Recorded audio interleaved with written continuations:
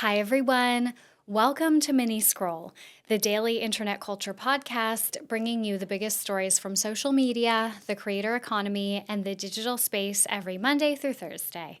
I'm your host, Lauren Meisner, the founder of the youth digital media brand Centennial World.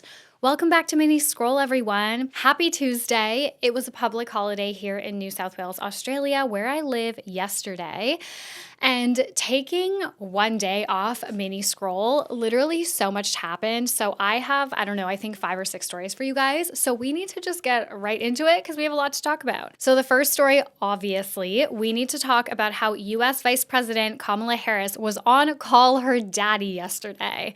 So this is like the biggest news in podcasting in a long time. It's such a huge moment for Alex. And it is kind of interesting how it is further positioning her. I think this is kind of the strategy of her team, further positioning her as like Gen Z's Oprah or like Barbara Walters.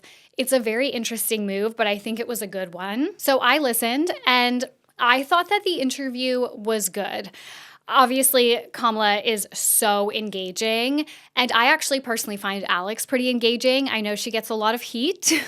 I know people don't love her interviewing skills, and I totally get it. But I think for what Call Her Daddy is, I don't see it as, a platform where you're going to get like that hard-hitting journalism or like a truly valuable interview. I mean, sometimes that happens. And I actually think this was a valuable interview, don't get me wrong, but I think in terms of like, you're not going to pull things out of people that other journalists or other interviews haven't done before. But it's just a place where celebrities, influencers, and obviously now politicians can go and have a platform in front of millions of mostly young women. And, young women, they don't watch, we're not like watching, we're as if I'm like in that 20-something demographic. I feel so old, but you know what I mean?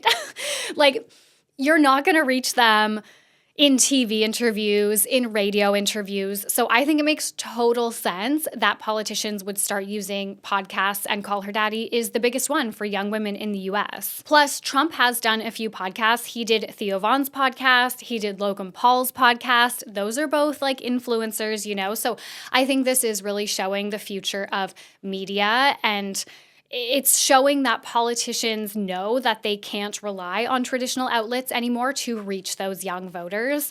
So I thought it was a great move. And I think the interview was to the point. It was short and snappy. I thought it gave what it intended to give. I feel like there are probably a lot of women in the US, young women, particularly white young women, who grew up in very conservative spaces that have been like quietly questioning over the last 2 years and are possibly on the cusp now. And I mean, in general, your 20s are a time to explore things outside of your family values to form your own individual identity. That is just typically like what happens when you leave home, right? When you're in your late teens, early 20s, and you enter adulthood. But I think particularly everything that's been happening, the kind of war on women's bodily autonomy in the US over the last couple of years, I imagine there are a lot of women who are quietly questioning, especially in that younger demographic. So I do feel like for those women, Call Her Daddy is this like neutral and like palatable place where they can almost privately dabble in this exploration. It was definitely very high level, but I think it was perfect for Alex's audience, and I don't know, I genuinely enjoyed listening to it. So I thought the interview was great, but I would love to hear from you guys, especially if you're American. I'm not American, I'm Canadian. I live in Australia, so obviously these things don't really impact me in the same way. So I would love to hear from you guys, if you are American, what you thought of this interview. Okay, the next story that I have for you guys is we're going to talk about TikTok's Rug Girl saga. So over the weekend, a woman named Katie Santry went viral when she posted a series about finding a rug buried in her yard. Katie first started the series by saying that she was worried her house was haunted because things were moving around her desk area. And then she said, "Do you guys think this has anything to do with the rug that I found buried in my yard?" She then took viewers on this journey in real time to figure out what the rug was doing buried in her yard.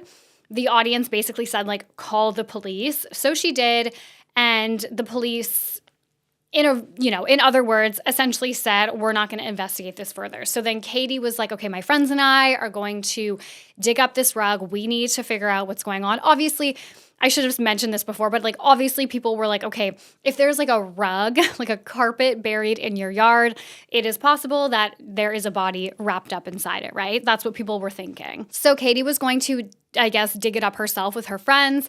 And I'm not sure if it was because of the media attention, because I do know some articles started coming out about it and stuff like that. But the police ended up contacting her and were like, never mind, we're actually going to come and investigate. They brought 2 dogs and both dogs alerted that like something suspicious was going on with the rug. And she live streamed this on TikTok. Like she live streamed when the police were there. So then the police, got the rug, took it for testing, and they have since confirmed, I believe it was yesterday or the day before, they confirmed to various news outlets that there was actually no human or animal remains that were found on the rug. So now I've been seeing comments of people being like, apparently there was a pond in her yard at one point, and when you put some infrastructure like that in a lawn, there's usually that like mat, or mat's probably not the right word, but like the sack. I don't know landscaping, but like that goes on the dirt and then you put the thing on top of it, like the pond or whatever you're placing. So people were like, maybe that was for the pond. Other people are now questioning if this was all a hoax, because apparently now she's been talking about how she's like famous. She went from, I think she had 2,000 followers to like millions now within like 4 days. And apparently she's been talking about how she's famous, and she's been talking about the money that she's been making from all of this in the creator fund. I don't think this was a hoax. I don't know. Maybe I'm just naive. I don't think this was a hoax. I think it was just something that she started, like posting about. And I think it kind of got really big and got away from her. I do think there's some kind of bizarre ethical lines that maybe were crossed when she was like live streaming the police with the dogs. And it felt like we were following like, a real life true crime story. But the way it was presented was not, I would say, in my opinion, like that respectfully, especially if there was obviously, given we thought that there was possibly a body in that rug. That being said, I don't think it was a hoax, but it definitely had users captivated for like 4 straight days. So the next story that I have for you guys is another moment that went viral on TikTok. It was a New York City restaurant like cake saga. I'm sure you guys saw this one as well, but creator Ryan Nordheimer went viral on the weekend when he shared a story time about how he baked this beautiful cake for his friend's birthday, and the restaurant that they went to for his birthday dinner ate half the cake. So he said that they were served really small pieces of the cake, and then when they went to leave, they asked for the rest of the cake, and the restaurant was like, oh, there was none left, and he knew that was not true. So then he basically went on TikTok and was like, the restaurant obviously ate half of my cake. Like the employees in the kitchen ate my cake. And the restaurant saw this because it was going viral. Everyone was like losing their minds. And the restaurant contacted him, and he didn't name the restaurant, but everybody kind of uncovered or like figured out who he was talking about. So then they started getting bombarded all over social media. So then they contacted him and said they checked security footage and the cake was not eaten by any staff members. So they basically assumed that what happened was like it was a busy Saturday night. Obviously working in hospitality is like absolutely crazy. I'm sure a busy New York City restaurant on a Saturday night, it probably doesn't get much more chaotic than that. And so they assume it was just kind of like forgotten about and ended up getting like thrown out. So he apologized essentially for like accusing them of eating his cake. And then he also said that the restaurant, to make nice, offered him a meal for 2 for free to say sorry. The next story that I have for you guys is that Demi Lovato has helped pass legislation in California that protects child influencers. This is huge news. You guys know I'm so passionate about like keeping your kids offline and child protection in the influencer creator space. This is so exciting. So Demi Lovato met with the California governor on Thursday to have 2 bills signed that will protect child influencers legally and financially. And if for some reason you have no idea how Demi Lovato is involved in this, it's because, she's like a big advocate for child protection in the entertainment industry because she was a child star. And obviously we know she's had a very tumultuous life largely because of that, similar to like Selena Gomez, right? Like a lot of mental health issues. Demi's had a lot of addiction issues that she's been very open with.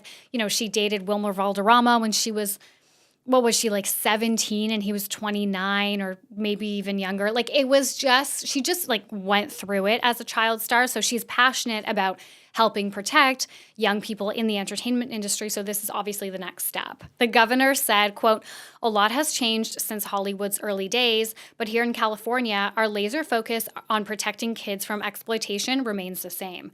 In old Hollywood, child actors were exploited. In 2024, it's now child influencers. Today, that modern exploitation ends through 2 new laws to protect young influencers on TikTok, Instagram, YouTube, and other social media platforms." Okay, so this is a direct quote from CNN, so I get the bills right. So, quote, "One bill signed by Newsom establishes financial and legal protections for minors featured in monetized online content by mandating their parent or guardian set aside a percentage of their earnings in trust accounts. The other bill expands California's decades-old Coogan law to include minors who are employed as content creators on online platforms."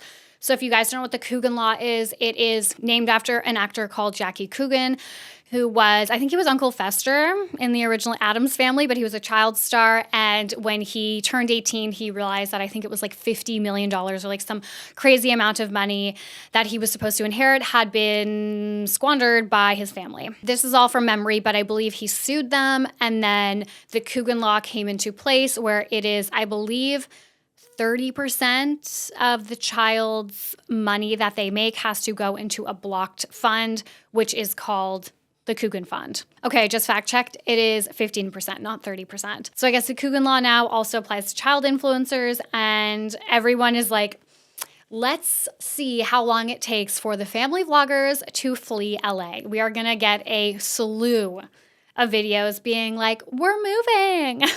And everyone's going to go to like, I don't know, Tennessee or something.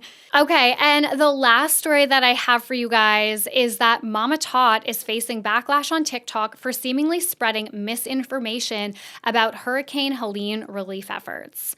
In a now deleted video, MamaTot, whose real name is Ophelia Nichols, shared what many of her audience has deemed, quote, dangerous conspiracy theories related to the Hurricane Helene relief efforts. If you're not familiar, MamaTot is a beloved creator with over 14 million followers across her 2 accounts. So MamaTot made this video where she was expressing how upset and concerned she was for the victims of this hurricane. And in it, she basically said, like, no one's doing anything about it. So this is directly from the Daily Dot. They write, quote, "Nicole has been accused of leaning into potentially dangerous conspiracy theories to do with the response to the devastating storm, many of which have become prevalent in particular sects of right-leaning Republican voters. In the wake of the storm, conspiratorial thoughts, like those Nichols allegedly shared, have been circulating online. Many seem to claim that the U.S. federal government, which is currently Democrat, is denying Republican victims of Hurricane Helene relief and is diverting funds to more generally Democratic areas." So I think the response to MamaTot, a lot of people have felt confused because there's a lot of videos, like your whole For You page is just people being like, "I can't believe it," or like, "I called it," or whatever, like, you know, the backlash against MamaTot. Everybody's kind of talking about it. And then if you are not following kind of what's happening in US politics that closely, or if you just, I don't know, feel like you also have a lot of empathy for the victims, you might see her video and be like, what the fuck? Like, why is she getting, you know, backlash for this video? So MamaTot has now responded to the backlash. She said, "In that video, I never said anything about politics, FEMA, money, the government, presidents. I never said anything about those things. None of that. I just expressed how frustrated and sad and angry I was that the victims have had to go through this." So yes, those are the biggest stories that happened this weekend. And while I was off yesterday, thank you guys so much for listening. Please rate, review, and subscribe. Please star us on Spotify. I'm really trying to get our Spotify ratings up. And I'm also trying to, of course, get our YouTube subscribers up. So please subscribe to YouTube. I love you guys, and I will talk to you guys tomorrow. Bye.